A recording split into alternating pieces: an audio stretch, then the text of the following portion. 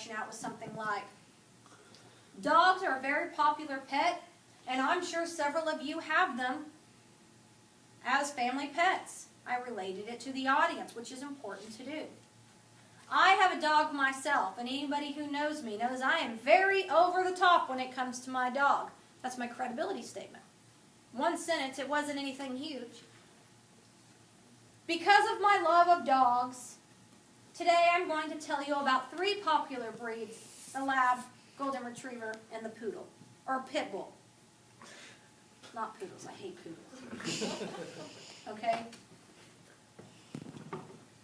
Questions? I want you to look at your plan page. What do you notice about the central idea on both of them? It's what? Bolded. I don't care how you label it, but your central idea has to be labeled somehow. I don't care if you write out to the side, this is my central idea, and you draw an arrow and point to it. I don't care if it's bolded, italicized, underlined, as long as it is labeled somehow. Read the one about the promise ring. What does the central idea say? Somebody read it out loud.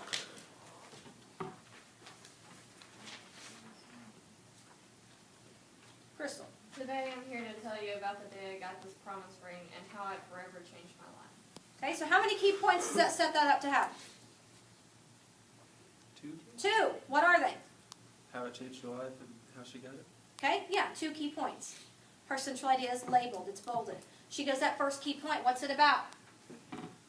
The day she got The day she got her promise ring. Okay?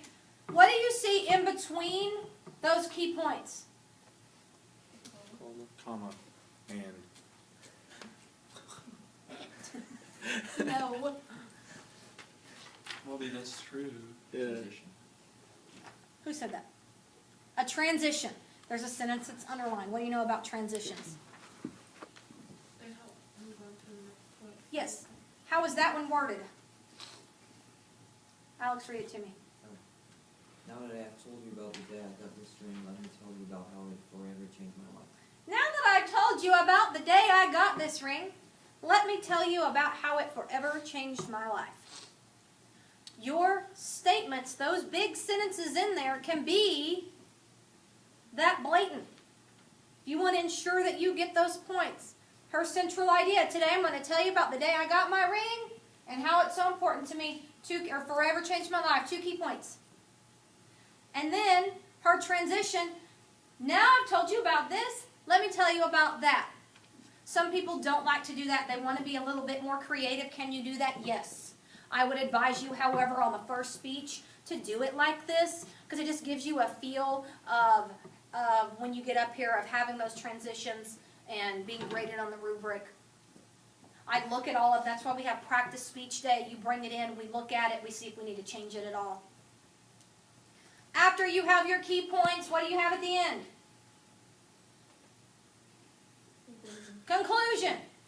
What do you guys know about conclusions? It sums it all up. Sums it all up.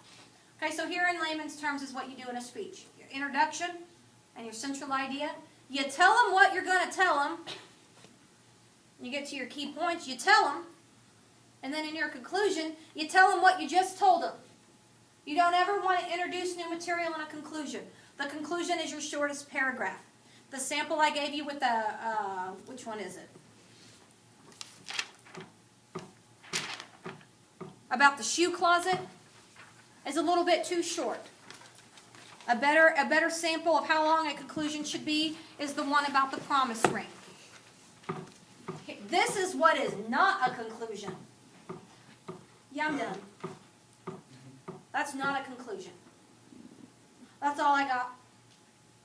That's not a conclusion. Okay? You need to have a conclusion. An introduction is 10 to 20% of your speech, and your conclusion is 5 to 10% of your speech.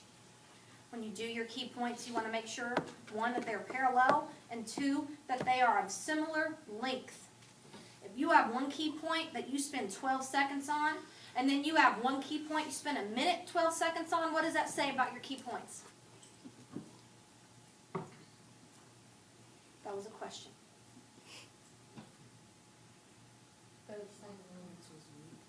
That what? One of the points is weak. I don't think this key point is as important as this one. If it's important enough to put in your speech, you need to make them of equal importance. Spend about the same amount of time on them. See what else we got.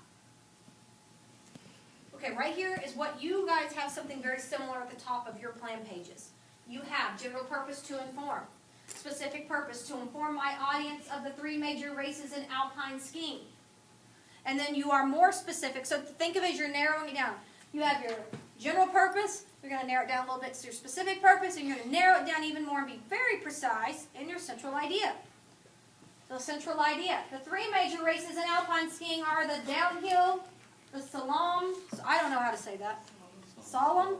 I don't ever ski, obviously. Or and the giant slalom? Slalom. Slalom. What is that? You ski with one ski. Really? You would know that, rich boy. Both feet on one ski? Well, it's when you Okay. I mean, you can use, like, I guess in water skiing, when you slalom ski, you can ski with one, or you can ski barefoot. Ooh, no thanks. Okay. That would be a very clear central idea. If you gave your introduction, you would have to have some sort of credibility. What could be a credibility statement in an introduction about if this was your topic?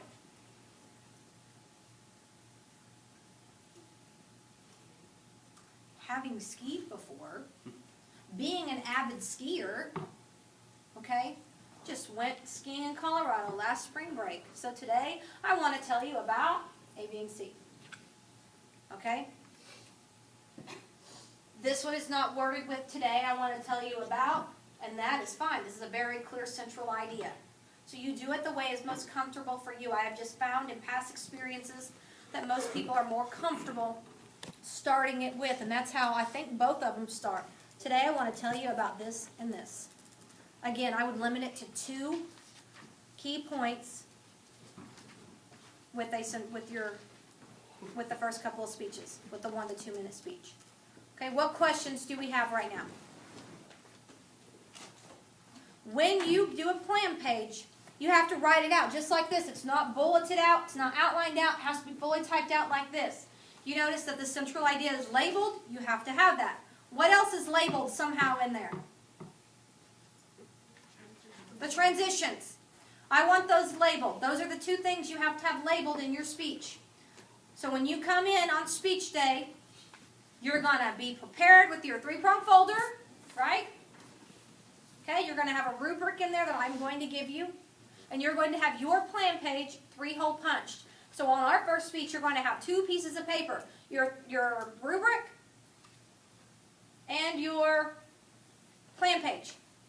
On practice speech day, you're going to bring that in. You also are going to be uploading it to our class website. I'm going to show you next week how to do that. On Wednesday, I'm going to pull this up and I'm going to show you how to do it. It's very easy. But you cannot give a speech unless it is uploaded to the website. All right? So is what you'll do, say if, who has a calendar? I don't remember what day. I know that Wednesday we're going over our speech. And I'm not sure if Friday is practice speech day, if somebody can tell me. But we're going to go over all this on Wednesday. So on practice speech day, you would bring in your folder with your plan page in it. It'll be uploaded to our website. So I will be standing back here at the computer. You will come up and bring me your folder. I will pull up your speech on the website. And I will check you off that you have done that. You're good to go to give your speech. And then I will tell you, I think you need to change your central idea, or you forgot this. Where's your credibility statement? If you make any changes in your plan page, you're simply going to go make those changes, print out a new one, and put the new one in there. So you might have 3 pages on that first day, your old one and your new one and the rubric. If I say that's perfect, you don't have to make any changes, I will sign off on it, I will initial it in the corner. So if you have to make revisions on a plan page, you keep the old one in your folder, and you'll bring the new one and you'll put it in there. And we'll go over it. So that's how practice speech day will go. Are there any questions? Yes? The public speaking is not on our Moodle page. It's not yet. I don't have it turned on Okay. because we don't have anything in there yet. when you go, when we get to our first speech, so next week, it'll show up in your Moodle. It'll say public speaking. You'll click on it and you'll see off the wall. And I'll have it up and going and I'll be able to show you next week. And then to submit your plan page, it's just like attaching a document. If you have to make minor changes, let's say that you come in and you've uploaded it to the website and you have it in your folder, and let's say you forgot your credibility statement in there, so you have to redo your plan page, which will be saved, so all you'd have to do is go back and add that in there. You don't have to upload a new one to the website unless you're completely redoing it. If you are just adding in a sentence or making minor changes, you do not have to resubmit it. So unless I ask you specifically to resubmit it to the website, you don't have to worry about doing that. Questions? Okay, Kirby, you can stop that.